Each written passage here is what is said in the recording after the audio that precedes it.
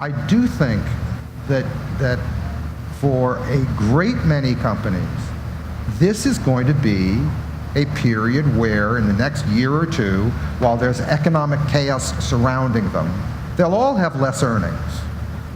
But less earnings in over a couple of year period has nothing to do with the value of an enterprise.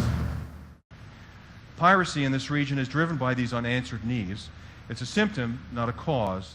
If we can offer them a convenient, legal, affordable way to get content when they want it, they'll respond. There is market failure, as I see it, because the content that we want, where we're taking our platform, doesn't exist, and we've had to make it. But actually, much more important than that, we're not seeing this as a linear pay TV platform. We're seeing this as an interactive transactions platform. And the traditional content providers, many of them don't understand the systems integration requirements to be able to do a lot of these things, like voting, interactive advertising, to be able to change things change the program according to the market feedback right on the spot, on the fly. So at NBC Universal, when we think about our portfolio of pay TV channels around the world, and we look at Asia Pacific, we keep in mind a few key guidelines. And it's these guidelines I want to talk to you about today. I remember them as the 5 Ps: the prerequisites, perception, personalization, perspective, and patience. And with these things, we think we're on the road to a successful Asian strategy. Well, I would say that Singapore has certainly enjoyed good growth, Simon. We've grown just in the past 4 years from an ARPU level of about $41 to 58.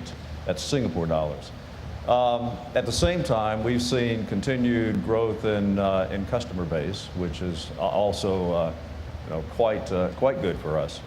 But I'm sad to say that a lot of that ARPU growth has not come with commensurate profit, because the cost of content, of course, has increased.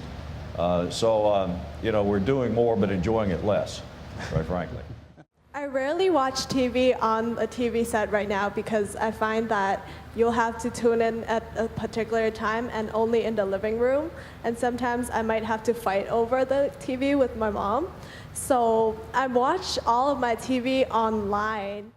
In Thailand is quite an interesting place, because we can say that this year is the turning point of the pay TV. Even though the business has been running for a while, more than 10 years, but this year in March, the law just passed on this, so it's allowed to have the advertising.